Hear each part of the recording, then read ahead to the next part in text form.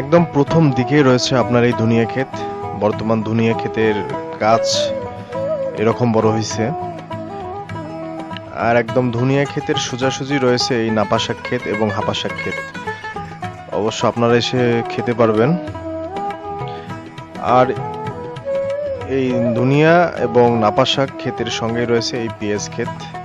পেঁয়াজের বর্তমান গাছের চেহারা হচ্ছে এরকম, মোটামুটি অনেক ভালো।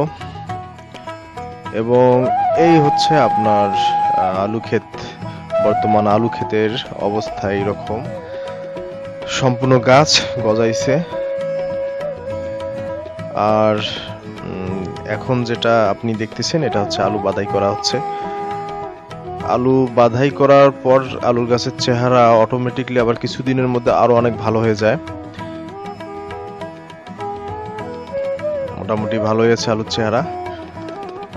আর এই হচ্ছে আপনার ঝাউ আলু, এখনো গজায় নাই। আর এটাই হচ্ছে আপনার একদম শেষের দিকে মরিচ ক্ষেত। মরিচ ক্ষেতের অবস্থা বর্তমানে এরকম। আর এটা হচ্ছে বেগুন ক্ষেত। মরিচ ক্ষেত এবং বেগুন ক্ষেত একসঙ্গে লাগানো হয়েছে। ৬-৭ দিন এরকম হইল এই পর্যন্ত বয়স।